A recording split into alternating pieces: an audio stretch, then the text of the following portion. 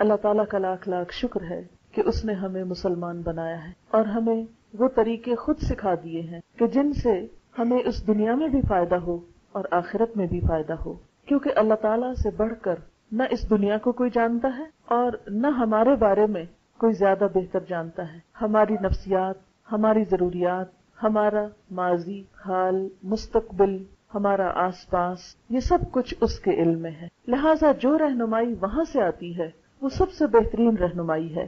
اسلام نے ہمیں زندگی کے مختلف پہلوؤں پر رہنمائی کی ہے، جس میں ہمارا مال بھی شامل ہے کہ ہم مال کہاں سے کمائیں اور کہاں کہاں خرچ کریں۔ ایک حدیث کے مطابق قیامت کے دن انسان کے قدم حشر کے میدان سے آگے نہیں چل سکیں گے جب تک کہ وہ 5 سوالوں کا جواب نہ دے دے، یعنی 5 کمپلسری کوسچنز ہیں ہر ایک کے لیے اس دن کے امتحان میں، اور ان میں سے ایک کوسچن کیا ہے کہ انسان سے یہ پوچھا جائے گا کہ اس نے مال کہاں سے حاصل کیا اور کہاں خرچ کیا۔ گویا اس معاملے میں ہم آزاد نہیں۔ آج میری گفتگو صدقہ خیرات کے بارے میں ہوگی کہ صدقہ کیا چیز ہے، اس کی اہمیت اور فضیلت کیا ہے، اور ہمیں کس کس طریقے سے صدقہ کرنا چاہیے۔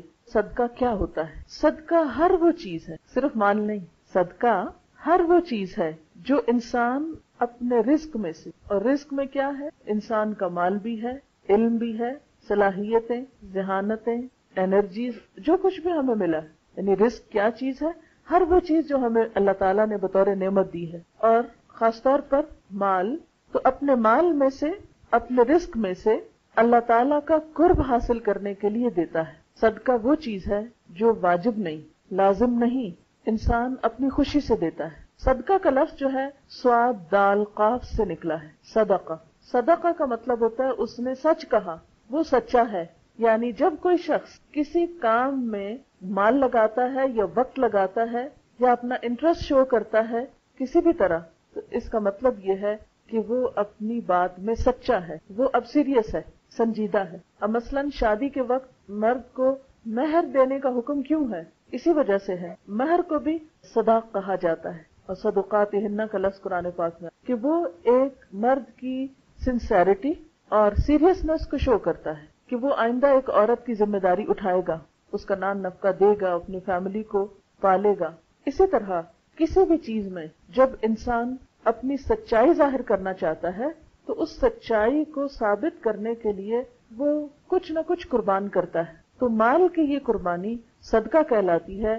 کس بات کا؟ کہ ہم اللہ تعالیٰ پر یقین رکھتے ہیں، ہم اس پر ایمان رکھتے ہیں، ہم اس کو مانتے ہیں۔ اب اللہ کو ماننے کا دعویٰ ہر شخص کرتا ہے، لیکن کون اس کو سچا کرتا ہے؟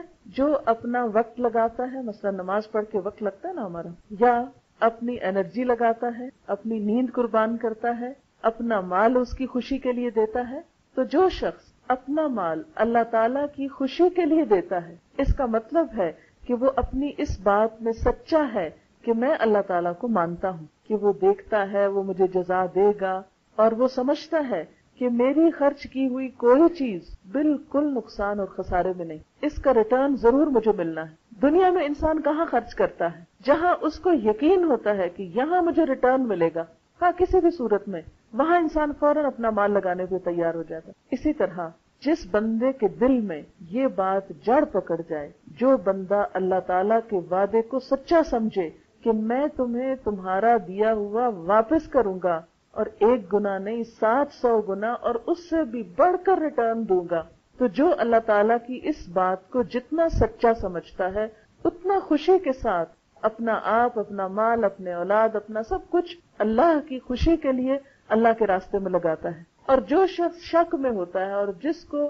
یہ خوف ہوتا ہے کہ ہائے میرا مال چلا گیا تو پھر پتہ نہیں بنے گا کیا، ایسا شخص جو تذبذب میں ہے، جو شک میں ہے، جس کا ایمان کمزور ہے، وہ پھر صدقہ نہیں کر سکتا۔ خوشی کرتا بھی ہے تو صرف اس وقت جب کوئی مصیبت آتی ہے، اور اس کا کیا ہوتا ہے کہ صدقہ کر رہا ہوں تاکہ یہ ہٹ جائے، بس اس کا صرف اتنا انٹرسٹ ہے کہ وہ وقتی مصیبتوں کو ہٹانا چاہتا ہے، لیکن اس کو وہ بڑا دن بھولا ہوا ہے جو بڑی آفت کا دن ہے، جس کا علاج اور جس کا مداوع ہمیں آج کرنا ہے، اس دنیا میں کر کے جانا ہے۔ کیونکہ اس دن اللہ تعالیٰ کیا فرماتے ہیں؟ یوم لا ينفع مال ولا بنون، اس دن تو نہ مال نے کام آنا نہ بیٹوں نے کام آنا۔ وہاں تو یہ کرنسی نہیں چلے گی مال اور بیٹے کی جو دنیا میں ہے، انسان کو فائدہ دیتی ہے. اسی طرح اللہ تعالیٰ ایک اور جگہ پر فرماتے ہیں تم اس سے پہلے اپنا مال خرچ کرو کہ تم پر وہ دن آ جائے کہ جس دن نہ دوستی کام آئے گی، نہ تجارت، نہ کوئی بدلہ، کوئی کسی کو فائدہ نہ پہنچائے گا. تو ہم دیکھتے ہیں کہ اسلام میں صدقے کا تصور بہت وسیع ہے. یہ صرف مال دینے کی حد تک محدود نہیں، بلکہ اچھی بات اور مسکرانے کو بھی صدقہ قرار دیا ہے، کیونکہ اچھی بات بھی انسان اپنے دل سے کسی کو کچھ دے رہا ہوتا ہے. انسان مسکرانے پہ اپنا ایک شعور یا اپنا کانشیس استعمال کر کے دوسرے کو خوش کر رہا ہوتا ہے. تو کوئی چیز جو دوسری انسانیت کو فائدہ دے. اب صدقے کا ایک اور طرح مفہوم سمجھیے کہ ہر وہ چیز ہماری جو کسی کو کسی طرح بھی فائدہ دے، ڈائریکٹلی یا انڈائریکٹلی، وہ سب ہماری طرف سے صدقہ شمار ہوتا ہے. مثلاً ہم مسکرا رہے ہیں، کسی کا دل خوش ہو رہا ہے تو وہ ہمارے حصے میں صدقہ لکھا جا رہا ہے. ہم کسی کو تسلی دے رہے ہیں، اس کو سکون آ رہا ہے، کوئی اچھا مشورہ دے رہے ہیں، کسی کی کوئی الجھن حل کر رہے ہیں، کسی کا کوئی غم دکھ سن رہے ہیں اور اس کے ساتھ ہمدردی کر رہے ہیں، تو یہ سارا ہماری طرف سے صدقہ ہو رہا ہے. تو ہر وہ چیز جو اللہ کی خوشی کے لیے دی جائے، ہر وہ چیز جو انسانیت کی بھلائی کے لیے ہو، وہ کیا ہے؟ اسلام میں صدقہ ہے. نبی صلی اللہ علیہ وسلم نے فرمایا ہر مسلمان کے لیے صدقہ دینا ضروری ہے. صحابہ نے عرض کیا یا رسول اللہ صلی اللہ علیہ وسلم، جس کے پاس مال نہ ہو وہ کیا کرے؟ کیونکہ لوگوں کے ذہن میں اس وقت بھی یہی تھا کہ صدقہ شاید صرف مال سے ہوتا ہے. جیسے آج بھی اگر آپ صدقے کا لفظ بولے نا تو آپ کے ذہن میں مال ہی آئے گا کہ شاید یہ مال کی بات ہو رہی ہے. آپ صلی اللہ علیہ وسلم نے فرمایا وہ ہاتھ سے محنت کرے، یعنی کوئی کام کرے، خود بھی فائدہ اٹھائے اور خیرات بھی کرے. صحابہ نے عرض کیا اگر یہ بھی نہ ہو سکے، یعنی اگر کوئی اسے کام ہی نہ ملے، وہ کر ہی نہ سکے، کوئی ہاتھ کی ہنر سے کچھ بھی نہ کما سکے، فرمایا اچھی بات پر عمل کرے، بری چیز سے پرہیز کرے، اس کے لیے یہ بھی صدقہ ہے. گویا نیکی کے کسی کام میں مصروف ہو جانا اور برائی کو چھوڑ دینا یہ بھی صدقہ ہے. صدقہ کیا کہ اس نے سچ کہا کہ میرا رب مجھے دیکھتا ہے اس لیے میں برا نہیں کروں گا. پھر اسی طرح کسی سے پرتپاک طریقے سے ملنا، کھلے چہرے کھلے دل کے ساتھ ملنا، یہ بھی صدقہ ہے. نبی صلی اللہ علیہ وسلم نے فرمایا لا تحتقرن من المعروف شيئا ولو ان تلقى اخاك بوجه طلق. تم اپنے کسی نیکی کو حقیر نہ سمجھو، چھوٹی سی نیکی کو بھی چھوٹا نہ سمجھو، خواہ اپنے بھائی سے کھلے چہرے سے ملنا ہی کیوں نہ، یعنی کھلے دل کے ساتھ اور ویلکمنگ انداز میں. اگر انسان مال کا صدقہ دینا چاہے تو یہ ضروری نہیں ہوتا کہ بہت ڈھیروں مال ہو تو ہی وہ صدقہ کرے، بلکہ معمولی چیز کا صدقہ کرنا بھی انسان کو جہنم سے نجات دلانے کا باعث بن سکتا ہے. یعنی ہر کوئی اپنی حیثیت کے مطابق کرے گا. اصل چیز کیا ہے؟ نیت ہے، نہ کہ مقدار ہے. اگر کسی کے پاس زیادہ مقدار ہے تو ظاہر آٹومیٹیکلی اس کا اجر بڑھ جائے گا، لیکن اگر کسی کے پاس زیادہ نہیں تو تھوڑے سے تھوڑا کرنا ہر ایک پہ لازم ہے تاکہ وہ اس کو جہنم کی آگ سے بچائے. تو فائدہ پھر کیا ہوا صدقہ کا کہ وہ آگ سے بچانے والی چیز ہے. نبی صلی اللہ علیہ وسلم نے فرمایا اتقوا النار ولو بشق تمرۃ، آگ سے بچو خواہ کھجور کا ایک ٹکڑا دے کر ہی صحیح. ابو ذر کہتے ہیں نبی صلی اللہ علیہ وسلم نے فرمایا ہر مسلمان آدمی پر ہر دن صدقہ ضروری ہے. یعنی یہ نہیں کہ زندگی میں ایک دفعہ کر کے انسان بے فکر ہو جائے. لوگوں نے کہا اے اللہ کے رسول صلی اللہ علیہ وسلم ہمارے پاس اتنا مال کہاں کہ ہم ہر روز صدقہ کریں. آپ نے فرمایا کہ صدقہ کرنے اور ثواب حاصل کرنے کے ذرائع یعنی طریقے کیا ہیں؟ سبحان اللہ، الحمدللہ، اللہ اکبر، لا الہ الا اللہ، یہ پڑھنا بھی صدقہ ہے. یعنی اگر مال نہیں تو اپنی زبان کا صدقہ کرو، زبان سے فضول اور لغو باتیں کرنے اور دوسروں کو دکھ دینے کی بجائے کیا کرو؟ اللہ کا ذکر کر لو. دوسروں کو نیکی کی تلقین کرنا، کسی کو اچھی بات بتانا، گناہوں سے روکنا، راستوں سے کانٹے ہٹانا، کوئی بھی تکلیف دہ چیز ہٹانا، اگر کانٹا نہیں اور کوئی پتھر پڑا ہوا تو اس کو بھی ہٹانا، کسی بہرے آدمی کو زور سے بول کے بات سنانا، جو اونچا سنتا ہے اس کو اونچا سنانا، اندھے کی رہنمائی، یہ سب ثواب کے کام ہیں. آدمی کو اس کے مقصد کے سلسلے میں رہنمائی کرنے کو مشورہ لینا ہے تو آپ اس کو بتائیں کہ فلاں چیز وہاں وہاں. عموماً ہم نے کبھی نہیں سوچا ہم صدقہ کریں نا، لیکن اگر اللہ کی نیت سے یہ نہیں کہ اچھا آج میں ذرا اس کو کر لوں پھر کل یہ مجھے بھی کرے، یہ نیت نہ ہو اس کے پیچھے، بلکہ کہ میرا رب مجھ سے خوش ہو. کسی کو رستہ بتا دینا، کسی کو کوئی جگہ کا بتا دینا، کسی کو کسی بھی چیز کے بارے میں کوئی گائیڈنس دینا، اور مصیبت زدہ فریادی کی مدد کے لیے دوڑنا بھی صدقہ ہے. یعنی اگر کوئی پکار رہا ہے میں ڈوب رہا ہوں تو اس کو آگے بڑھ کے نکالنا اس مصیبت سے. یہ کپڑا پھنس گیا، ہاتھ کسی چیز میں آ گیا، کوئی جل گیا، کوئی مطلب اینی کائنڈ آف ہیلپ. کسی کمزور کے بوجھ کو جو اس سے نہ اٹھتا ہو، یعنی کسی کا سامان اٹھا کے اسے ہاتھ یا سر پہ اٹھا لینا، یہ بھی صدقہ کہلاتا ہے. بس یہ سب کا سب تیری طرف سے تیرے نفس پہ صدقہ ہے. یعنی اگر مال نہیں تو ڈفرنٹ قسم کی خدمت خلق کے کام جو ہے صدقہ ہے. نبی صلی اللہ علیہ وسلم نے فرمایا کوئی مسلمان درخت لگائے اور اس کے پھلوں سے چڑیاں کھائیں یا غریب آدمی کھا لے تو اس کا ثواب اسے ملے گا، ہاں وہ خود فوت بھی ہو گیا، پر اس کو صدقہ جاریہ کہتے ہیں کہ ہمارے کسی عمل سے ہمارے مرنے کے بعد انسانیت کو بھلائی پہنچے، ہاں وہ ایک درخت ہی کیوں نہ ہو۔ اسی طرح باغ کے پھلوں کو چور لے گئے، کسی نے چھین لیا، یہ سب اس کے نامہ اعمال میں بطور صدقہ کے قیامت تک لکھا جائے گا، یعنی چاہے کوئی اچھا لے یا برا لے، کسی نے بھی فائدہ اٹھایا۔ حتیٰ کہ ایک حدیث میں آتا ہے کہ اگر کسی کھیت سے کوئی چڑیا چگ جاتی تو بھی لگانے والے کے حصے میں وہ صدقہ لکھ لیا جاتا ہے، ورنہ تو انسان کا غم کے مارے برا حال ہو جاتا ہے، یہ لے گیا، وہ کر گیا، وہ کر گیا۔ نہیں، جو کچھ بھی آپ سے گیا، کسی کا فائدہ ہو گیا، بھلا ہو گیا، بس اب آپ اس پر صبر کر کے اس کو اللہ کی رضا کی نیت سے بھول جائیں، اور اس سے انسان کے اپنے دل کو ایک سکون بھی آ جاتا ہے، اور وہ چھوٹے چھوٹے غم اور دکھ اور پریشانیوں کے ساتھ ہلاک نہیں ہوتا رہتا۔ انسان کی جان بڑی قیمتی چیز ہے، چھوٹی چھوٹی چیزوں پہ سے گھلانا نہیں شروع کر دینا چاہیے۔ یہ بہت سے لوگوں کی عادت ہوتی ہے نا، قطرے قطرے کے نقصان کے اوپر ان کی ساتھ جان جاتی ہے، ساتھ کڑتے ہیں، ساتھ پریشان ہوتے ہیں، اور اس کا نتیجہ کیا تھا؟ اپنے آپ کو نقصان دے رہے ہوتے ہیں۔ اور ایک اچھی نیت کیا ہے، ایک اچھی سوچ کیا ہے؟ چلو کوئی نہیں، جو بھی لے گیا کسی کا بھلائی سی، مجھے نہیں ملا چلو کسی کو ملا، کسی کو تو گیا، بس یہ نیت کرنے کی دیر ہے، انسان اپنا غم بھی بھولے گا اور اس کے ساتھ ساتھ دوسرے کو بھی فائدہ پہنچ جائے گا، اور اس کے نامہ اعمال میں نیکی لکھ دی جائے گی۔ نبی صلی اللہ علیہ وسلم نے فرمایا، اللہ تعالیٰ نے فرمایا، اے ابن آدم انفق انفق علیک، اے آدم کے بچوں تم خرچ کرو، میں تم پہ خرچ کروں گا، تم دوسروں کو دو، میں تمہیں دوں گا۔ انسٹنٹ فائدہ دینے کا، کہ تم دینے والے بنو، دنیا میں بھی دوں گا۔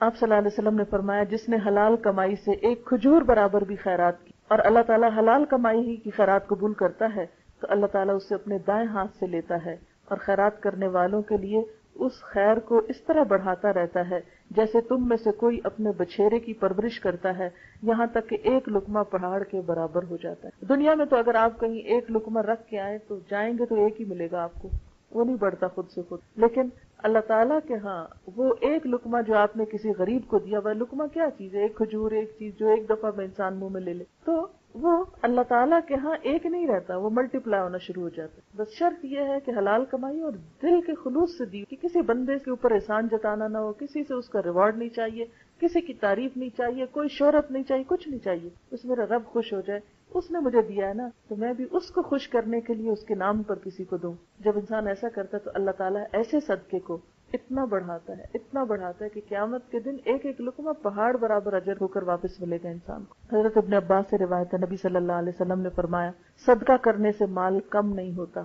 جب کوئی بندہ صدقے کا مال سائل کو دینے کے لیے ہاتھ بڑھاتا ہے تو سائل کے ہاتھ میں پہنچنے سے پہلے اللہ کے ہاتھ میں پہنچ جاتا ہے۔ یعنی مثال کے طور پر اگر کسی نے کچھ مانگا ہے اور آپ اس کو دینے لگے ہیں، یہ دے رہے ہیں، ابھی لینے والے کے مانگنے والے کے ہاتھ میں نہیں پہنچا، بس آپ نے ہاتھ آگے کیا ہے، تو اللہ تعالیٰ اس سے پہلے اسے قبول کر لیتا، وہ لے لیتا ہے اس کو، یعنی وہ ریکارڈ میں لکھ لیتا ہے اس بندے نے اتنا دیا، اس کا آپ بڑھاؤ۔ جسٹ لائک اے بینک، اور کوئی بینک بھی لقمے کو پہاڑ بنا کے نہیں دیتا آپ کو، لیکن اللہ تعالیٰ کا جو آخرت انویسٹمنٹ بینک ہے، وہاں نیک نیتی کے ساتھ جو ڈپازٹس ہوتے ہیں وہ اسی طرح بڑھتے ہیں۔ نبی صلی اللہ علیہ وسلم نے فرمایا، جو شخص اپنی غربت اور مفلسی کے باوجود، یعنی فقیر ہے خود، اس کے باوجود اپنے تھوڑے مال میں سے کچھ اللہ کی راہ میں خرچ کرے گا، کیونکہ بعض اوقات لوگ کہتے ہیں نا یہ تو امیروں کا کام ہے، وہ دیں، ہم کیا دیں، ہمارے حصے میں تو نہیں۔ فرمایا جو غربت کے باوجود اللہ کی راہ میں دے گا، اس کو امیر آدمی کے بہت سے مال سے بھی زیادہ ثواب ملے گا، کیونکہ اس نے بڑی مشکل حالات میں دیا ہے۔ ایک شخص کے پاس اگر زیادہ ہے تو ٹھیک ہے، وہ جتنا دے گا وہ اور بڑھے گا، لیکن اگر کسی نے تھوڑا دیا اس لیے کہ اس کے پاس ہے ہی تھوڑا، مثلاً اگر آپ دیکھیں کہ کسی کے پاس 100 درہم ہے تو اس میں سے اس کے لیے ایک بھی نکالنا مشکل ہوتا ہے، لیکن اگر کسی کے پاس 1000 ہے تو اس میں سے ایک نکالنا مشکل نہیں ہوتا۔ تو اب اگر 100 میں سے ایک کوئی نکالے گا تو اس کا اجر 1000 میں سے ایک نکالنے والے کے مقابلے میں بڑھ جائے گا، کیونکہ اللہ تعالیٰ کوانٹٹی نہیں دیکھتے، وہ کوالٹی دیکھتے ہیں، اور انسان کا حال یہ دیکھتے ہیں کہ اس نے کس مشکل سے نکالا ہے، اس کے پاس ہے ہی تھوڑا، یہ اتنا ہی دے سکتا ہے۔ وہ جنگ تبوک کا واقعہ نا، کہ جب حضرت ابوبکر صدیق رضی اللہ تعالیٰ عنہ اپنے پورے گھر کا سامان لائے تھے، حضرت عمر اپنا آدھا سامان لائے تھے، لیکن ایک صحابی جو ساری رات یہودی کا کنواں چلاتے رہے اور ایک مٹھی کھجوریں ملی، وہ سویرے آئے اور وہ ایک مٹھی دے گئے۔ آپ صلی اللہ علیہ وسلم نے اس مال کو سارے مال کے اوپر رکھا اور کہا باقی سب ایک طرف اور یہ ایک مٹھی کھجوریں ایک طرف، کیونکہ اس نے بڑی مشقت سے کمائی ہیں۔ اس لیے جب انسان مشکل حالات میں بھی صدقہ کرتا ہے تو اللہ تعالیٰ کے نزدیک بہت زیادہ قدر پاتا ہے۔ اسی طرح انسان اگر دوسروں کی طرف سے صدقہ کرتا ہے تو دوسروں کو بھی ثواب ملتا ہے اور خود کو بھی ملتا ہے۔ اللہ تعالیٰ اس کا ثواب دگنا کر دیتے. مثلاً آپ صدقہ دے رہے ہیں, ساتھ نیت کر رہے ہیں اللہ میری ماں کو بھی ثواب پہنچے, اللہ میرے والدین کو پہنچے, میرے سارے فوت شدہ رشتے داروں کو, یا ایون زندہ کو بھی آپ کہہ سکتے ہیں, میرے بچوں کی طرف سے دیتے ہوئے ان کو بھی مل جائے گا. اللہ کے خزانے بہت وسیع ہیں نا, وہ ہماری طرف گن گن کے دے نہیں تم نے اتنا دیا تھا بس اس کو مل سکتا ہے, اس سے آگے نہیں, اب اتنے زیادہ اتنا نہیں مل سکتا, وہ تو زمین و آسمان کا بادشاہ, اس کے لیے کچھ مشکل. تو جب آپ دیتے ہیں دوسرے کی طرف سے اس کو بھی ملتا ہے. یا یہ کہ مال شوہر کا ہے اور اس نے آپ کو دے رکھا ہے کہ آپ بھی دیں, تو شوہر کو ملے گا اور آپ کے ہاتھ سے جا رہا تو آپ کو بھی ملے گا اس کا اجر. آپ صلی اللہ علیہ وسلم نے فرمایا کسی کے مال سے مالک کی اجازت سے دوسرا شخص اپنے ہاتھ سے صدقہ کرے تو اسے بھی مالک کے برابر ثواب ملے گا اور مالک کے ثواب میں کوئی کمی نہ ہوگی. مثلاً آپ اپنی کسی بہن کے گھر میں ہیں یا بھائی کے گھر میں ہیں یا پیرنٹس کے گھر میں ہیں, کوئی فقیر آ جاتا ہے, اب آپ نے اٹھا کے فقیر کے ہاتھ میں دیا تو جتنا مالک کو ثواب ملا آپ کے ہاتھ کے دینے کی وجہ سے اتنا ہی آپ کو بھی ساتھ مل گیا. اسی لیے قرآن پاک میں آتا ہے من یشفع شفاعۃ حسنۃ یکن لہ نصیب منہا, جس نے کسی کی اچھی سفارش اچھے کام کے لیے کسی کو کہا اس کو بھی اس میں سے حصہ ملے گا, اس کو بھی ساتھ ہی اتنا اجر مل جائے گا. اسی لیے حضور صلی اللہ علیہ وسلم کا ایک بڑا دلچسپ طریقہ تھا, آپ مجلس میں جیسے بیٹھے ہوتے تھے سیکھ سکھا رہے ہوتے تھے, تو کوئی اگر آتا تھا آپ سے کچھ اپنی حاجت لے کے کچھ مانگنے کے لیے تو آپ صلی اللہ علیہ وسلم صحابہ سے کہتے تھے تم اس کی سفارش کرو, پھر اللہ نے جو دلوانا ہوگا مجھ سے میں دوں گا, تم سفارش کرو. کیوں؟ تاکہ تم محروم نہ رہ جاؤ, تمہیں بھی اجر مل جائے, تمہیں یہ کہنے کا اجر مل جائے گا کہ اللہ کے رسول صلی اللہ علیہ وسلم اس کو فلاں چیز دے دیں.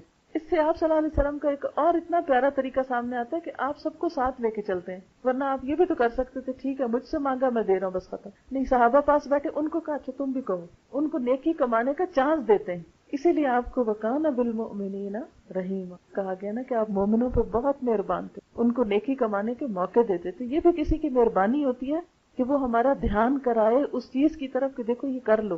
بعض اوقات کیا ہوتا ہے ہم کچھ کرنے لگتے ہیں تو لوگ کہتے ہیں نہیں نہیں نہیں کوئی ضرورت نہیں کرنے, الٹا ہمیں کٹ ڈاؤن کرتے ہیں, وہ کام نہیں کرنے دیتے. اور عام طور پر صدقہ خیرات میں کوئی نہ کوئی بیچ میں آ کے رکاوٹ بنتا ہے. آپ مشورہ کریں نا شوہر سے, آپ مشورہ کریں بھائی سے, یہ کہیں کہ تم پاگل ہو گئی ہو, نہیں کرنے دیتے. حالانکہ ایک دوسرے کو نیکی کے کاموں پہ انکریج کرنا چاہیے. ہاں یہ الگ بات ہے کہ ہر چیز ایک لمٹ کے اندر ہونی. حضرت ابو ذر سے روایت ہے کہ میں نبی صلی اللہ علیہ وسلم کے ساتھ مدینے کی سنگریزے یعنی ہارڈ زمین پہ چل رہا تھا, بہت پہاڑ ہمارے سامنے آ گیا. آپ نے فرمایا ابو ذر, میں نے کہا لبیک یا رسول اللہ صلی اللہ علیہ وسلم. آپ نے ارشاد فرمایا مجھے یہ بات پسند نہیں کہ میرے پاس احد پہاڑ کے برابر سونا ہو, پھر مجھ پہ 3 دن ایسے گزرے کہ ان میں سے 1 دینار میرے پاس موجود. اتنا بڑا دل تھا. اگر مجھے احد جتنا سونا مل جائے تو میں 3 دن سے پہلے اسے اللہ کے راستے میں دے دوں. ہاں صرف اتنا جسے میں قرض کی ادائیگی کے لیے سنبھال کر رکھ لوں, بچاؤں گا تو صرف قرضہ ادا کرنے کے لیے, مگر میں اسے اللہ کے بندوں میں اس طرح اور اس طرح اور اس طرح تقسیم کروں, یعنی خوب خوب دوں.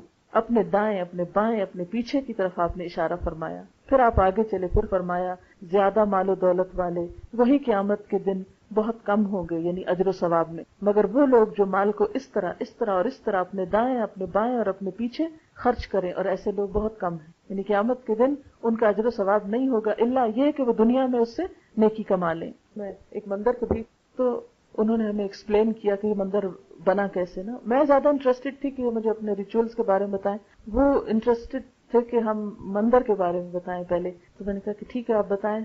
تو بالکل انٹرسٹ سے انہوں نے شروع کیا کہ کس طرح یہ بنا. پتھر کا بتایا سارا کہ یہ سارا راجستھان سے آیا ہے کیونکہ وہاں کا پتھر کارونگ کے لیے بہت اچھا, سب وہاں سے امپورٹ کیا گیا. پھر ہم اندر آئے تو بتایا کہ یہ جو ساری اندر کی کارونگ ہے یہ دنیا کا سب سے بڑا مندر ہے جس کی اندر جو ہے یہ سب لکڑی لگی ہوئی ہے نا, اور لکڑی بھی گنڈا کی مہاگنی. اور پھر بتایا کہ یہ ساری لکڑی ممباسا پورٹ سے گجرات میں ایکسپورٹ ہوئی, پہلے وہاں بھیجی گئی, اور وہاں پر 250 پیپل نے اس کے اوپر کام کیا دن رات, اور 1 سال میں اس کو تیار کیا. پھر جگسا پیسز کی طرح وہ سارا کچھ یہاں لائے اور اس کو سارے کو یہاں جوڑا گیا. اور یہ جتنی لکڑی ہے یہ صرف ایک شخص نے ڈونیٹ کی. تو میں سوچ رہی تھی کہ ہم مسلمانوں کے ہاں وہ دل نہیں, حالانکہ اللہ نے ہمارے لیے وعدہ کر رکھا ہے کہ کل تمہیں کئی گنا بڑھا کے دوں گا, وہ عالیشان جنتوں کی شکل میں. لیکن ان بیچاروں کو یہاں خرچ کرنے کے بعد کل پتہ نہیں کیا ہوتا ہے کیا نہیں. لیکن اس کے باوجود بھی اپنے دین کی اپنے دھرم کی حفاظت کے لیے, اس شان و شوکت کے لیے, اور اندر کوئی لائبریری نہیں, کوئی علمی چیز نہیں، صرف یہ ہے کہ بت وغیرہ رکھے ہوئے ہیں، لوگ آ رہے ہیں جا رہے ہیں، جو بھی اپنی عبادت ہے کر رہے ہیں. اتنی مہنگی بلڈنگ کو اور اتنی خوبصورت بلڈنگ کو میں دیکھ کے سوچ رہی تھی کہ اس کا یوز کیا ہے، what's the use of it. اگر اتنی بڑی لکڑی لگی ہوئی بھی ہے، سوائے اس کے کہ ایک شان و شوکت ہے، اس کے علاوہ اس کا مصرف نہیں ہے. اسی لیے اسلام میں سادی مسجدیں بنانے کا کہا، اور باقی پیسہ جو ہے وہ انسانی بھلائی کے ایسے کاموں میں لگے کہ جس سے زیادہ اللہ کی بات دوسروں تک پہنچے. پھر آپ دیکھیں کہ نبی صلی اللہ علیہ وسلم نے فرمایا، انسان کہتا ہے میرا مال، حالانکہ اے انسان تیرا مال وہ ہے جو تو نے کھا کر ختم کر دیا، یا پہن کے پرانا کر دیا، یا صدقہ کر کے آگے بھیج دیا، یعنی اپنے آگے جانے سے پہلے اس کو آگے بھیج دیا. اب جسے ہم دنیا میں کیا کرتے ہیں، بعض اوقات ہمیں اگر کہیں جا کر رہنا ہے تو ہم اس کے لیے کئی لوگ جیسے پاکستان سے باہر کام کرتے ہیں پھر واپس اپنے ملکوں میں جاتے ہیں تو ساری زندگی کام کرتے ہیں اور جو پیسہ ہوتا ہے وہ اپنے ملک میں ٹرانسفر کرتے رہتے ہیں، پھر وہاں جا کے گھر بناتے ہیں، رہتے ہیں. تو میں جب بھی ایسی کوئی بات سنتی ہوں تو ہمیشہ مجھے آخرت یاد آتی کہ بالکل اسی طرح ہمیں آخرت میں بھی ایک گھر چاہیے، وہاں بھی زندگی کی ضروریات چاہیے کیونکہ ہمیشہ کی زندگی شروع ہوگی. تو کچھ ایسے خوش نصیب ہیں کہ وہ اپنی آخرت کے لیے ٹرانسفر کرتے رہتے ہیں کہ جب وہاں پہنچیں گے تو وہاں جا کر یہ سب کچھ استعمال کریں گے جو کبھی ختم نہیں ہوگا. پھر اسی طرح نبی صلی اللہ علیہ وسلم نے فرمایا، روزانہ 2 فرشتے اترتے ہیں، ان میں سے ایک کہتا ہے اے اللہ خرچ کرنے والے کو اس کا بدلہ دے، دوسرا کہتا ہے اے اللہ بخیل کے مال میں نقصان دے اور اس کو برباد کر دے. بخل کیا ہوتا ہے؟ ضرورت پر بھی خرچ نہ کرنا، نہ اپنے پہ نہ کسی اور پہ. اور اس کے لیے نتیجہ کیا ہوتا ہے؟ مثلا اگر آپ کھانا بہت سا خرید کے گھر لے جائیں، مثلا فروٹ لے جائیں اور چیزیں، اور اس کو رکھ دیں، نہ خود کھائیں نہ کسی کو دیں، تو کیا نتیجہ نہیں، وہ سب گل سڑ کے بن میں جائے گا. اسی طرح اگر کوئی اور فوڈ ہے یا کپڑے ہیں یا وٹ ایور جو بھی آپ یوز نہیں کرتے، نہ استعمال کرتے ہیں، آپ نے دیکھا کہ وہ چیزیں رکھ کے پرانی ہو جاتی، بوسیدہ ہو جاتی، آؤٹ ڈیٹڈ ہو جاتی، اور پھر دن finally you throw them out. تو یہاں بھی یہی بتایا جا رہا ہے کہ فرشتے دعا مانگتے ہیں کہ یا اللہ جو ایسا بخل کرے اس کا مال برباد کر دے، یعنی کہیں نہ کہیں سے اس کو نقصان پہنچ جائے. اب یہ کہ صدقے کی قسمیں کیا ہیں؟ صدقے کی 2 بڑی قسمیں ہیں، ایک ظاہر کر کے دینا اور ایک چھپا کے دینا. پھر کچھ اور طرح بھی صدقے کی قسمیں جیسے نفلی اور فرضی. نفلی میں کیا آتا ہے کہ آپ کے اوپر لازم نہیں، واجب نہیں، جب آپ کا جو دل چاہے کریں. لیکن فرضی کیا ہے؟ جیسے زکوٰۃ ہے، جیسے عشر ہے، جیسے کفارہ ہوتا ہے یا نظر ہوتی ہے، یہ فرض میں آ جاتا ہے. قرآن پاک میں اللہ تعالیٰ فرماتے ہیں ان تبدوا الصدقات فنعما ہی، اگر تم ظاہر کر کے بھی صدقہ دو تو کتنا اچھا ہے وہ بھی، یعنی دکھاوا کر کے نہیں. اس کا مطلب یہ کہ سب کے سامنے بھی دے سکتے ہو. وائے؟ اس لیے کہ دوسروں کو بھی شوق آئے گا. بعض اوقات ہمیں خود نہیں خیال آتا، جب کوئی کرتا تو ہم کہتے ہیں ہم کیوں پیچھے رہ گئے، ہم بھی کر لیں.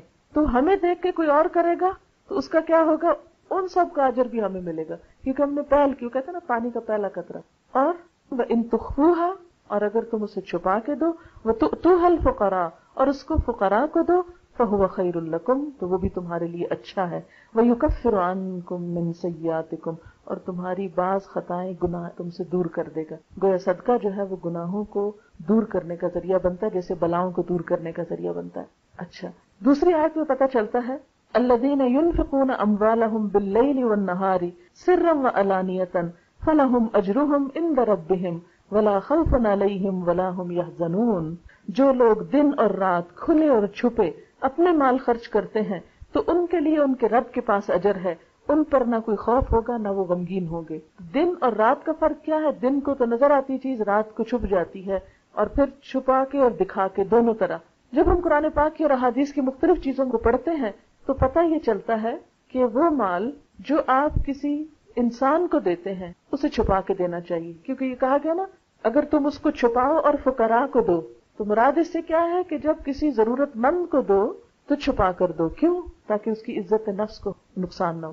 لیکن جب کسی پرسن کو نہیں دے رہے، کسی کاز کو دے رہے ہیں، مثلا مسجد بنانے کے لیے دے رہے ہیں، یا کسی مثلا جہاد فی سبیل اللہ میں دے رہے ہیں، یا کسی بھی چیریٹی کے کام میں جو کسی ایک شخص کے نام نہیں ہے بلکہ کیا ہے، ایک اوپن چیز ہے، تو اس میں اگر انسان دکھا کے دے تو وہ زیادہ بہتر ہے تاکہ اوروں کو بھی شوق آئے.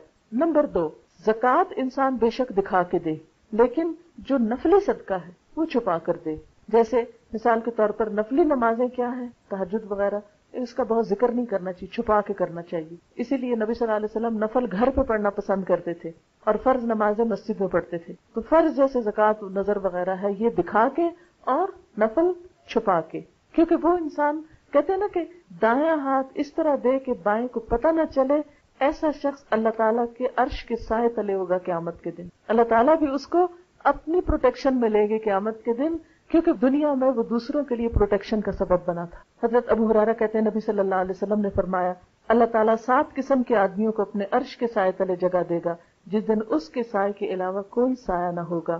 نمبر 1 انصاف کرنے والا حاکم. نمبر 2 وہ نوجوان جس نے جوانی عبادت میں گزاری.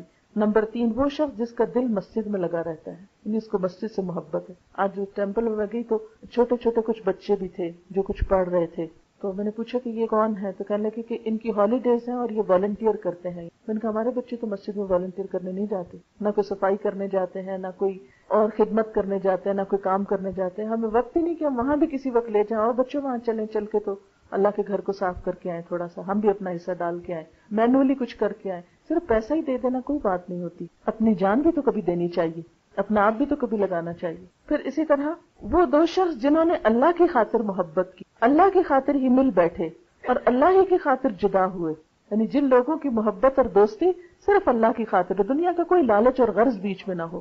تو وہ 2 لوگ جنہوں نے اللہ کی خاطر محبت کی، اللہ کی خاطر مل کے بیٹھے، اللہ کی خاطر جدا ہوئے، ایسے لوگ بھی قیامت کے دن اللہ کے سائے تلے ہوں. کیونکہ دنیا میں عموماً دوستیاں اور تعلقات مفادات کے لیے ہوتے ہیں. عموماً کانٹیکٹ کیوں بڑھاتے ہیں لوگ؟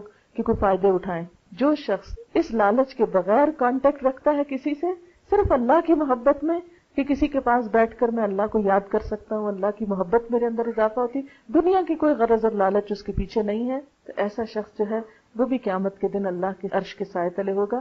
نمبر 5 وہ مرد جسے کسی مرتبے والی حسین و جمیل عورت نے بدکاری کے لیے بلایا اور اس نے کہا میں اللہ سے ڈرتا ہوں، یعنی کسی عورت نے اپنا آپ آفر کیا لیکن اس نے انکار کر دیا. نمبر 6 وہ شخص جس نے اللہ کی راہ میں یوں چھپا کے صدقہ دیا کہ دائیں ہاتھ نے جو دیا بائیں کو پتہ بھی نہ چلا. اور نمبر 7 وہ شخص جس نے تنہائی میں اللہ کو یاد کیا، پھر اس کی آنکھوں سے آنسو بہنے، یعنی اس میں کوئی دکھاوا نہیں ہوتا نا، جب آپ اکیلے بیٹھ کے اللہ کو یاد کر کے روئیں کہ اللہ تو مجھ کو معاف کر دے، یا آخرت کے ڈر سے، یا whatever اللہ کی عظمت سے، یہ شکرانے کے آنسو. ہمارے آنسو عام طور پر کب ہوتے ہیں؟ جب ہمیں کوئی غم یا دکھ ہوتا ہے. دنیا کی کوئی پریشانی تھی پھر ہم ضرور روتے ہیں، آخرت کی پریشانی کے لیے دنیا میں کوئی نہیں روتے ہم، یا اللہ کی نعمتیں جو ہم کو ملی ہیں اس کے شکرانے کے طور پر نہیں روتے. حضرت انس بن مالک کہتے ہیں نبی صلی اللہ علیہ وسلم نے فرمایا جب اللہ نے زمین کو پیدا کیا تو وہ ہچکولے کھا رہی تھی، ہل جل رہی تھی. پھر اللہ نے پہاڑ اس پہ پیدا کیے، اس کو تھاما، یعنی پہاڑوں کا وزن ڈال کر اس کو بیلنس کیا، چنانچہ وہ ٹھہر گئی. فرشتوں نے دیکھا کہ پہاڑ اتنی مضبوط چیز ہے، بڑے حیران ہوئے، پوچھنے لگے اے اللہ تعالیٰ کیا پہاڑوں سے بھی سخت کوئی چیز ہے؟ اللہ تعالیٰ نے فرمایا جی ہاں لوہا. فرشتے کہنے لگے کوئی چیز لوہے سے بھی سخت ہے؟ فرمایا ہاں آگ، کیونکہ آگ لوہے کو پگھلا لیتی. فرشتے کہنے لگے پروردگار کوئی چیز آگ سے بھی سخت ہے؟ فرمایا ہاں پانی، کیونکہ پانی آگ کو بجھا دیتا ہے. فرشتے کہنے لگے پروردگار کوئی چیز پانی سے بھی سخت ہے؟ فرمایا ہاں ہوا، کیونکہ ہوا جو ہے وہ پانی کو بھی لے جاتی جیسے بادل. فرشتے کہنے لگے پروردگار کوئی چیز ہوا سے بھی سخت ہے؟ فرمایا ہاں وہ انسان جو صدقہ اس طرح دے کہ دائیں ہاتھ سے دے تو بائیں کو پتہ ہی نہ ہو. ایسے انسان کا ایمان حقیقت میں مضبوط ہے جو کسی دکھاوے کے بغیر، ورنہ ہمارا حال کیا ہوتا ہے، ذرا بھی کسی کو دے بیٹھے تو کہیں نہ کہیں تو ضرور مینشن کر، ہو سکتا ہی نہیں کہ وہ دل میں ٹکے. یہ کوئی صدقہ ایسا ہو کہ جس کا صرف ہمیں پتا ہو اور ہمارے علاوہ کسی کو خبر نہ ہو، کوئی نہ کوئی بہانہ ڈھونڈ لیں گے اور اس کا ذکر کریں گے. تو ایسا انسان جو اپنے دل کی بات دل میں نہ رکھ سکے وہ کچا انسان ہے. ہواؤں سے اور پہاڑوں سے اور ہر چیز سے زیادہ مضبوط فیت تو اسی کا ہے جو صرف اللہ پہ یقین رکھتا ہے اور سمجھتا ہے کہ میرا دیا ضائع نہیں ہوگا خواہ کسی کو نہ ہی خبر ہو. پھر یہ ہے کہ صدقہ دے کے احسان نہیں جتانا چاہیے. اللہ تعالیٰ فرماتے ہیں یا ایھا الذین آمنوا لا تبطلوا صدقاتکم بالمن والاذی، اے لوگو جو ایمان لائے ہو اپنے صدقوں کو احسان جتا کے اور دکھ دے کے ضائع نہ کرو. کالذی ينفق مالہ رئاء الناس، اس شخص کی طرح جو اپنا مال محض دکھاوے کے لیے خرچ کرتا ہے. ولا یؤمن باللہ والیوم الاخر، اور وہ اللہ اور یوم آخرت کو مانتا ہی نہیں. خواہ وہ زبان سے کہتا ہوں میں مانتا ہوں، اللہ تعالیٰ نہیں. اگر تم مانتے ہوتے تو پھر دے کے یوں احسان نہ جتاتے. کیوں؟ اس لیے کہ تم نے تو اللہ کی خاطر دیا ہوتا اور آخرت میں جزا پانے کے لیے دیا ہوتا، پھر تمہیں ضرورت نہ رہتی یہ احسان جتانے کی. نبی صلی اللہ علیہ وسلم نے فرمایا 3 قسم کے لوگ ایسے ہیں جن سے اللہ تعالیٰ قیامت کے دن بات بھی نہیں کرے گا، نہ ان کی طرف نظر رحمت سے دیکھے گا، نہ ان کو پاک کرے گا. نمبر 1 احسان جتانے والا شخص دوسروں کو ٹارچر کرے کچھ کر کے اس کے ساتھ پھر اس کو ذلیل کرے. نمبر 2 تکبر کی وجہ سے تہمت نیچے لٹکانے والا, یعنی کپڑا اتنا پہنے کہ وہ زمین پہ لڑکھڑا رہا اور کہ ہمیں نہیں پرواہ, ہمارے پاس بہت ہے, ہم زمین پہ بھی رول سکتے ہیں. یہ تکبر اللہ کو نہیں پسند, کیونکہ اللہ نے نعمتیں اس لیے نہیں دی. اور نمبر 3 جھوٹی قسم کھا کے اپنا مال بیچنے والا. نبی صلی اللہ علیہ وسلم نے فرمایا قیامت کے دن ایک شخص کو لایا جائے گا جس سے اللہ نے ہر قسم کے مال سے نوازا تھا. اللہ تعالیٰ اپنی نعمتیں جتائے گا, وہ اعتراف کرے گا, پھر اللہ تعالیٰ اس سے پوچھے گا پھر تو نے کیا عمل کیا؟ وہ کہے گا میں نے اس راہ میں خرچ کیا جسے تو پسند کرتا تھا. اللہ تعالیٰ فرمائے گا تم جھوٹ کہتے ہو, تم تو اس لیے خرچ کرتے تھے کہ تمہیں لوگ سخی کہیں, وہ دنیا میں تم کو کہا جا چکا. پھر فرشتوں کو حکم ہوگا جو اسے گھسیٹتے ہوئے جہنم میں جا پھینک. یعنی سب کچھ دے کر بھی انسان کچھ نہ پائے. کیوں؟ اس لیے کہ دکھاوا کر. یہ اللہ تعالیٰ, کیونکہ دکھاوا ایک طرح کا دھوکہ ہے نا, لوگوں کو بتا رہا ہے کہ میں نے اللہ کے لیے کیا ہے, اور حقیقت میں اس کی نیت لوگوں سے اپنی تعریف کروانا اور اللہ کی بڑائی کے لیے خرچ. جو اللہ کو بڑا سمجھتا ہے وہ کبھی ایسی حرکت نہیں کر سکتی, کیونکہ اسے پتا ہے اس رب کی راہ میں دے رہا جس نے مجھے دیا ہے. نبی صلی اللہ علیہ وسلم نے فرمایا جو اخلاص اور نیک نیتی سے صدقہ کرے گا اس کے لیے وہ صدقہ جہنم سے آڑ بن جائے گا. آپ نے فرمایا خرچ کرو اور گنو نہیں ورنہ اللہ تعالیٰ بھی تمہاری گنے, روکو نہیں ورنہ اللہ تعالیٰ بھی تجھ سے مال کو روک دے گا, اور دے جتنا تجھ سے دیا جا سکے. یہ ہے کہ بعض اوقات جب آپ دیں تو دینے کے لیے چینج رکھا ہوا یا کچھ بھی تو اٹھایا اور دے دیا, ہر وہ گن گن کے چھوٹا چھوٹا ایسا نہیں کرنا, کیونکہ اللہ تعالیٰ کی کہ میں نے تو بے حساب نعمت میرے راستے میں دینے لگا تو گننا شروع کتنا دے رہا ہوں. اور بعض اوقات انسان گنتا کیوں ہے؟ تاکہ بتا سکے. تو جس کو اللہ کو دینا ہے اس کو گننے کی ضرورت نہیں. نبی صلی اللہ علیہ وسلم نے فرمایا اخلاص سے صدقہ کرنے والا عرش الہی کے سائے میں ہوگا. پھر یہ کہ صدقہ خیرات کرنے والوں کو فقر و فاقہ کف نہ ہوگا. اللہ تعالیٰ فرماتے ہیں الشیطان یعدکم الفقر ویأمرکم بالفحشاء واللہ یعدکم مغفرۃ منہ وفضلا واللہ واسع علیم. شیطان تمہیں مفلسی سے ڈراتا ہے, وہ تمہیں بے حیائی کا حکم دیتا ہے, جبکہ اللہ تعالیٰ تمہیں اپنے فضل اور مغفرت کی امید دلاتا ہے, اور اللہ بڑی وسعت والا اور جاننے والا. نبی صلی اللہ علیہ وسلم حضرت بلال کے پاس آئے, ان کے پاس کھجوروں کا ڈھیر تھا. آپ نے پوچھا بلال یہ کیا ہے؟ عرض کیا یہ ایک چیز ہے جس کو میں نے کل کے لیے جمع کیا. آپ نے فرمایا کیا تو اس سے نہیں ڈرتا کہ دوزخ کی آگ قیامت کے دن اس کا بخار بنے؟ بلال اس کو خرچ کرو اور عرش عظیم کے مالک سے افلاس اور فقر کا خوف نہ کرو. قرآن پاک میں اللہ تعالیٰ فرماتے ان ربی یبسط الرزق لمن یشاء من عباده ویقدر له وما انفقتم من شیء فهو یخلفه وهو خیر الرازقین.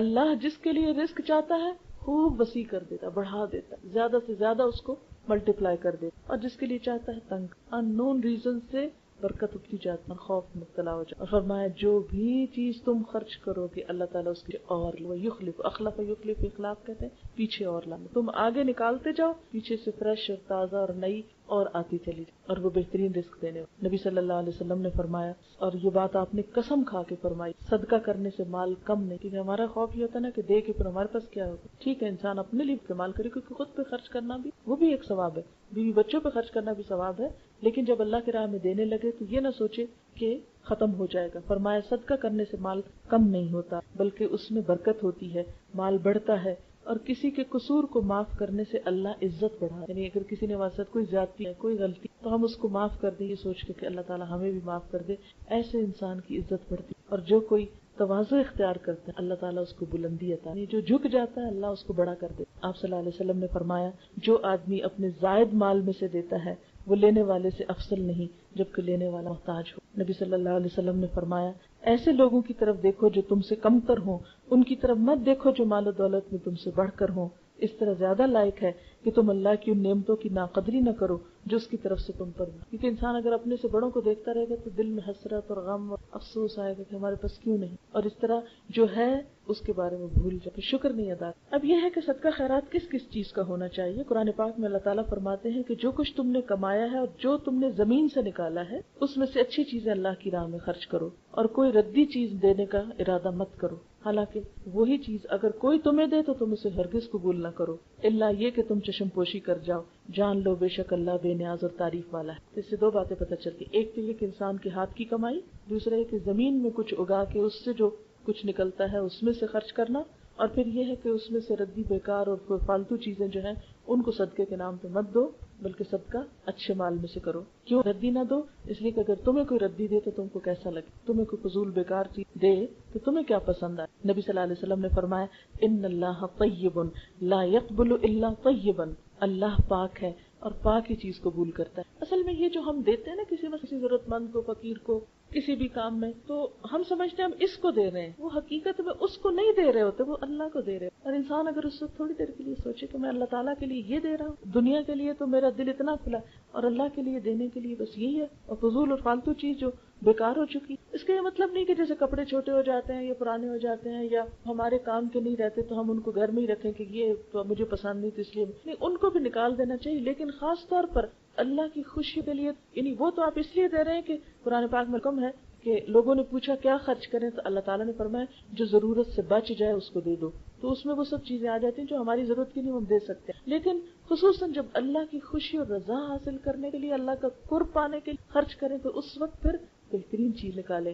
جیسے قرآن پاک میں آتا ہے نا لن تنالوا البر حتى تنفقوا مما، تم نیکی کو ہرگز نہیں پا سکتے جب تک کہ وہ خرچ نہ کرو جس سے تم محبت رکھتے، اس میں سے نکالو. یعنی یہ نہیں کہ وہ سارا نکالو، اس میں سے کچھ نکالو.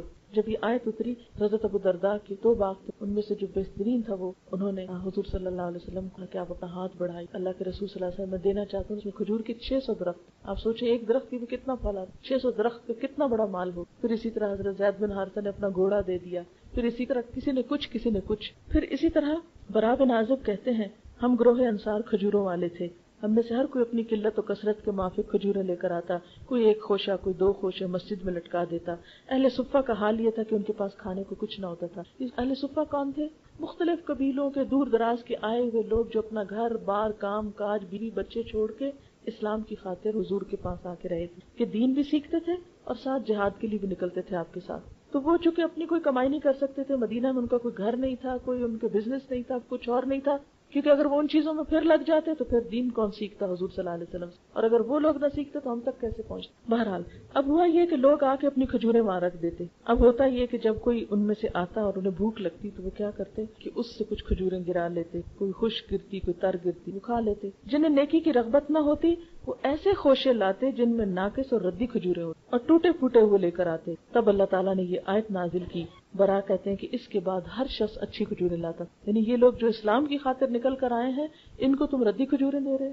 نبی صلی اللہ علیہ وسلم نے فرمایا پاکیزگی کے بغیر نماز قبول نہیں ہوتی، یعنی کپڑے پاک ہونے چاہیے، جسم پاک ہونا چاہیے، جگہ پاک ہونی چاہیے، اور حرام مال سے صدقہ قبول نہیں ہوتا. نبی صلی اللہ علیہ وسلم نے فرمایا جو شخص حرام کمائی کر کے صدقہ خیرات کرے وہ صدقہ اللہ کے نزدیک قبول نہیں ہوتا، جو خرچ کرے اس میں برکت نہیں ہوتی، اور جو مرنے کے بعد پیچھے چھوڑ جائے وہ مال اس کے لیے جہنم کا سامان ہوگا. اللہ تعالیٰ گناہ کو حرام سے نہیں مٹاتا، البتہ برائی کو بھلائی سے صاف. ناپاک کو ناپاک نہیں مٹاتا، جیسے ہے نا کہ گندا فرش اور اوپر آپ کیچڑ والا پانی پھینک دے تو اس سے تو صفائی نہیں ہوگی. سفیان ثوری کا قول ہے جو شخص اللہ کی راہ میں حرام مال خرچ کرے اس کی مثال ایسی ہے جیسے کوئی ناپاک کپڑے کو پیشاب سے اس سے تو نہیں دھلتا. حضرت عبداللہ بن مسعود کہتے ہیں آپ صلی اللہ علیہ وسلم نے فرمایا حسد صرف 2 باتوں میں جائز ہے، ایک تو اس شخص کے بارے میں جسے اللہ نے دولت دی ہو اور وہ اس دولت کو حق کے راستے میں خرچ کرنے پر قدرت رکھتا ہو، اور ایک اس کے بارے میں جسے اللہ نے علم و حکمت سے نوازا ہو، وہ اس کے ذریعے فیصلے کرتا ہو اور اس کی تعلیم دیتا. نبی صلی اللہ علیہ وسلم نے فرمایا بہترین صدقہ وہ ہے جو بے پرواہی کے ساتھ دیا جائے.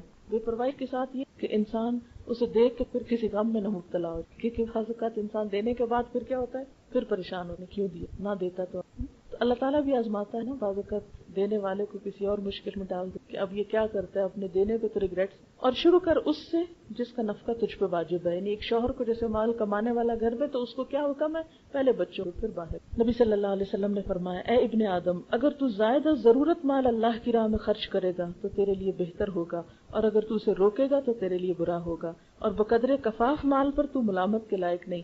ابتدا ان لوگوں سے کر جن کے اخراجات زندگی کا تو ذمہ دار ہے. آپ نے فرمایا اے امت محمد کے لوگوں صلی اللہ، قسم اس ذات کی جس نے مجھے دین حق دے کے بھیجا، اللہ اس شخص کا صدقہ قبول نہیں کرے گا جس کے کچھ رشتہ دار ہوں جو اس کی صلہ رحمی کے محتاج ہوں اور وہ ان کو دینے کی بجائے اور ہوں. تو پہلے ترتیب کیا ہے، اپنی ذات پہ خرچ کرو، بچوں پہ کرو، گھر کے افراد پہ کرو، رشتہ داروں پہ کرو. پھر نبی صلی اللہ علیہ وسلم نے فرمایا دشمنی رکھنے والے رشتہ دار کو صدقہ دینا سب سے افضل ہے، یعنی کیونکہ ایک تو اس کی دشمنی کم ہوگی، یعنی بعض اوقات ایسا ہوتا ہے نا رشتے داروں میں بہت باتیں بناتے ہیں، اور خاص طور پر اگر اللہ نے آپ کو دیا اور ان کے پاس نہ ہو تو وہ حسد کی وجہ سے بعض اوقات اور غصے کی وجہ سے وہ کسی نہ کسی طرح وہ کچھ نہ کچھ بولتے رہتے ہیں. ایسے میں انسان کہتے ہیں ان کو تو بالکل نہیں ہوگا جو میرے ساتھ ایسا کر رہے ہیں. تو اللہ کے رسول صلی اللہ علیہ وسلم فرماتے ہیں سب سے زیادہ ثواب ہی ان کو دینے کا. ایک تو اس سے ان کا منہ بند ہوگا، اور دوسرا یہ کہ اللہ تعالیٰ ہماری طرف سے قبول کرے گا کہ جس نے ہمیں دکھ دیا ہم اسے خوشی. اور پھر یہ اللہ ہی کے لیے دے سکتا نا انسان، ورنہ دنیا کی خاطر تو جہاں سے کچھ ملے نا وہاں انسان دے کیسے. اسی طرح آپ صلی اللہ علیہ وسلم نے فرمایا اجر و ثواب کے لحاظ سے بڑا ہوا دینار وہ ہے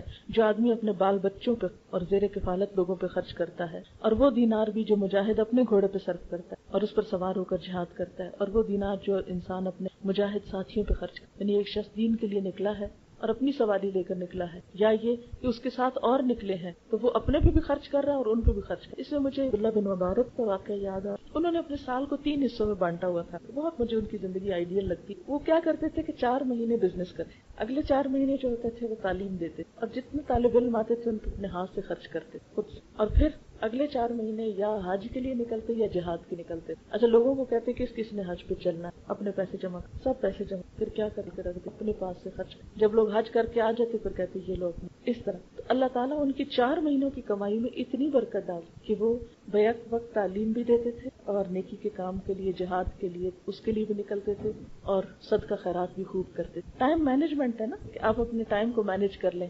کچھ ٹائم اپنے لیے نکالیں، کچھ ٹائم تبلیغ کے لیے نکالیں، کچھ ٹائم آپ کسی اور نیکی کے، حج عمرے، جو بھی ہر ایک کا اپنا اپنا ہر دور کی ضرورت فرق ہے. تو اس طرح انسان دنیا بھی کماتا ہے اور آخرت. لیکن ہماری مشکل یہ کہ ہم نے پورے کا پورا سال دنیا آخرت کے لیے اپنا ٹائم نکالتے. میں جب گلاسکو یونیورسٹی میں پی ایچ ڈی کر رہی تھی تو میں اسی طرح حجاب میں ہوتی تھی، تو یہ جو مشرقی قسم کے لوگ تھے تو وہ ضرور ہیلو ہائی کرتے تھے. ایک دو تو بہت زیادہ آنا جانا تھا. وہ یونیورسٹی میں کام کرتی، اس نے بتایا کہ میں اب جا رہی ہوں ایجپٹ جا رہی ہوں. کہنے لگی کہ میں نے اتنا کام کر لیا ہے اور اتنے پیسے میں نے کمایا، اب اتنا عرصہ میں تبلیغ کے لیے لگاؤں، یہ پیسے کروں. تو میں دیکھ کے حیران، ان لوگوں کے جذبے دیکھیں. ٹروتھ کسی اور کے پاس ہے اور تبلیغ کوئی اور کر رہا ہے. اب ایک لڑکی ہے، ایک عورت ہے، کام کر رہی ہے، کام کر کے پیسے کما رہی ہے اور اپنا ٹکٹ بنا رہی ہے اور پھر جائے گی اور پھر وہاں پر لگائے گی اور اپنا مشن پورا کرے. میں ممباسا گئی تھی، وہاں مجھے کسی نے بتایا کہ کرسچن اسٹریٹ چلڈرن اسکول میں، مجھے بہت شوق ہے. خیر وہ مجھے لے گئی تو وہاں بالکل ینگ گرل 20s میں ہو، اور کسی کا فارم تھا مینگو ٹریز، تو وہاں اس نے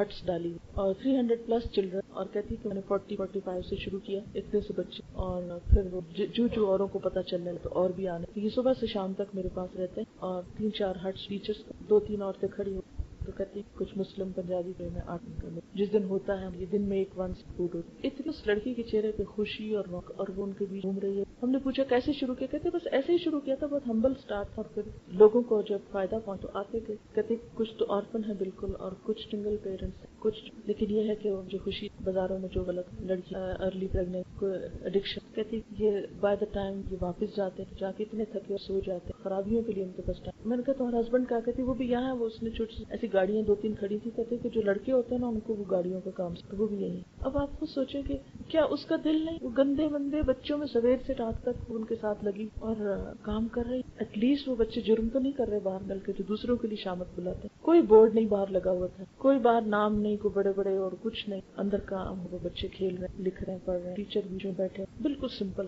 ہم سوچتے ہیں اچھا یہ کام کرنا ہے، اس کے لیے اتنا پیسہ کہاں سے؟ ہم پہلے پیسے سے شروع کرتے ہیں، کام سے نہیں شروع کرتے. اب کام شروع کرو، باقی تو اللہ کی مرضی. اگر آ گیا تو ٹھیک ہے، نہیں آیا تو جو تم کر سکتے ہو وہ کر لو. حضرت ابو ہریرہ کہتے ہیں میں نے پوچھا اللہ کے رسول صلی اللہ علیہ وسلم کس شخص کا صدقہ ثواب کے لحاظ سے بڑا ہوا؟ آپ نے فرمایا اس شخص کا صدقہ جو تنگ دست ہے، جس کا خرچ آمدنی سے زیادہ ہے. بہت تھوڑی تنخواہ ہے کہ اس کے اوپر ہی چلا جاتا ہے خرچہ، بمشکل اپنا اور اپنے بال بچوں کا پیٹ پالتا ہے. اگر وہ کچھ دیتا ہے تو اس کا تو بہت ہی زیادہ قبول ہوتا ہے. اور اپنے صدقے کی ابتدا ان لوگوں سے کر جن کی پرورش تمہارے ذمہ. ایک آدمی نے نبی صلی اللہ علیہ وسلم سے پوچھا کہ کس طرح کا صدقہ اجر و ثواب کے لحاظ سے بڑا ہو؟ فرمایا وہ صدقہ جو اپنے غریب رشتہ دار کو جبکہ وہ رشتہ دار جو نہیں رکھتا ہو. پھر اسی طرح بھوکے کو پیٹ بھر کر کھلانا بہترین صدقہ ہے. پھر اسی طرح آپ نے فرمایا جب انسان مر جاتا ہے تو اس کا عمل ختم ہو جاتا ہے، مگر 3 قسم کے کام ایسے ہیں جن کا ثواب مرنے کے بعد بھی ختم نہیں، اور وہ یہ کہ صدقہ جاریہ کر جائے، یا ایسا علم چھوڑ جائے جس سے لوگ فائدہ اٹھائیں، یا یہ کہ نیک اولاد جو والدین کے لیے دعائیں کرے. آپ صلی اللہ علیہ وسلم نے فرمایا مومن کے مرنے کے بعد اس کی کچھ نیکیوں کا ثواب برابر ملتا ہے. کسی کو اس نے دین کی تعلیم دی اور دین کا علم پھیلایا تو جب تک اس کے پڑھائے ہوئے لوگ دنیا میں نیک کام کریں گے اسے بھی ثواب ملتا رہے. اسی طرح کسی نے مسجد یا مدرسہ پر قرآن وقف کیا، یا مسجد کی تعمیر کی، یا مسافروں کے لیے کوئی سرائے بنوائی، یا نہر کھدوائی یا اپنی زندگی میں صحت کی حالت میں کوئی نیک کام کیا اور اس میں اپنا پیسہ لگایا، اس کے نام اعمال میں ثواب لکھا جاتا ہے۔ یہ صحت کا لفظ اس لیے ہے کہ جب انسان بیمار ہوتا ہے نا، اور خاص طور پر ایسی بیماری کی جس میں اس کو کہ اب تو میں نے دنیا سے چلے ہی جانا ہے تو چلو جلدی جلدی اپنا پیسہ کہیں لگا دو، اس کا ثواب اور ہے۔ لیکن ایک شخص جو ابھی ٹھیک ٹھاک ہے اور صرف اللہ کی خوشی کے لیے انویسٹ کر رہا ہے، اس کا اجر ہوتی ہے کہ اللہ تو جانتا ہے نا کہ ایک شخص اب کس حال اور کس نیت میں کرنے لگا ہے۔ آپ صلی اللہ علیہ وسلم نے فرمایا کہ آدمی کا اپنی زندگی میں 1 درہم خرچ کرنا موت کے وقت 100 درہم خرچ کرنے سے، یعنی صحت اور تندرستی میں 1 درہم مرد وقت کے 100 درہم سے بہتر۔ اور پھر آپ صلی اللہ علیہ وسلم سے کسی نے سوال کیا کون سا صدقہ اچھا ہے؟ آپ نے فرمایا جو صدقہ تو تندرستی کی حالت میں کرے جبکہ تو ہرس رکھتا ہو، یعنی ابھی تمہیں پیسے کی لالچ ہو، فقر سے ڈرتا ہو، دولت کی طمع رکھتا ہو، لہذا صدقہ کرنے میں جلدی کرو۔ ایسا نہ ہو کہ جان لبوں پہ آ جائے تو پھر کہنے لگو کہ اتنا فلاں کو دے دو، اتنا فلاں کو دے دو، حالانکہ اس وقت تو وہ مال وارثوں کا ہو ہی گیا، تو چلا گیا ان۔ ایک شخص نے دریافت کیا اللہ کے رسول صلی اللہ علیہ وسلم کون سا صدقہ بہتر ہے؟ فرمایا تندرستی اور زندگی کی حالت میں صدقہ کرنا سب سے بہتر ہے، موت کے وقت صدقہ ہی نہیں ہوتا۔ صدقہ نہ کرنے کا کیا انجام ہے؟ فرمایا کامل مومن وہ ہیں جن میں یہ 2 خصلتیں نہیں ہوتی، بخل اور بد اخلاقی، یعنی مومن نہ بخیل ہوتا نہ بد اخلاق ہوتا ہے۔ آپ نے فرمایا بخل سے بچتے رہو کیونکہ اس نے پہلے لوگوں کو برباد کیا۔ کس طرح؟ اس لیے کہ جب ہمارا مال ہمارے ہی پاس رہے گا، کسی اور خیر بھلائی کے کام میں نہیں جائے گا، تو کیا ہوگا؟ معاشرے کے اندر پھر جو لوگ محروم ہوں گے وہ فساد اور فتنہ کریں گا، جب ظاہر انہیں بھوک ہوگی، انہیں ضرورت ہوگی تو پھر وہ لوٹ کر بھی لیں گے کسی۔ تو بخل جو ہے وہ انسان کے دنیا اور آخرت دونوں کے لیے نقصان دہ ہوتا ہے۔ پھر اسی طرح یہ ہے کہ جب کسی معاشرے میں تعلیم نہیں ہوگی، ایجوکیشن نہیں ہوگی اور پیسے والے لوگ اس پر انویسٹ نہیں کریں گے، حالت کی وجہ سے طرح طرح کی بیماریاں اور خرابیاں۔ اللہ تعالیٰ فرماتے ہیں فَأَمَّا مَن بَخِلَ وَاسْتَغْنَى وَكَذَّبَ بِالْحُسْنَى فَسَنُيَسِّرُهُ لِلْعُسْرَى وَمَا يُغْنِي عَنْهُ مَالُهُ إِذَا تَرَدَّى، لیکن جس نے دینے سے بخل کیا اور پرواہ نہ کی اور اچھی بات کو جھٹلا دیا تو ہم اس کو تکلیف کی چیز کے لیے سامان دیں، یعنی اس کو مشکل طرف لے جائیں گے، اور جب وہ مرے گا تو اس کا مال کے کام نہ آئے۔ فرمایا قرآن پاک میں ہے جو لوگ سونا چاندی جمع کرتے ہیں اور اللہ کی راہ میں خرچ نہیں کرتے انہیں دردناک عذاب کی خبر دے دیجیے، جس دن اس کو جہنم کی آگ میں گرم کر کے اس سونے چاندی کو ان کی پیشانیوں، پہلوں اور پیٹھوں کو داغا جائے گا، ان سے کہا جائے گا یہ وہی خزانہ ہے جو تم لوگوں نے اپنے لیے جمع کیا تھا، اب تم اس کو چکھو۔ آپ صلی اللہ علیہ وسلم نے فرمایا مال گنجا سانپ بن کر اپنے مالک کا پیچھا کرے گا یہاں تک کہ اس کو پکڑ کر اس کا ہاتھ چبائے گا، اس کے گلے میں لٹک جائے گا، اس کی باچھیں چیرتا ہوا کہے گا انا مالو کا انا، میں تیرا مال ہوں، میں تیرا خزانہ، یعنی وہ مال جس میں سے صدقہ خیرات نہیں ہوتا، یہ اس کی طرف۔ دنیا میں کیا فائدہ ہوتا ہے صدقے کا؟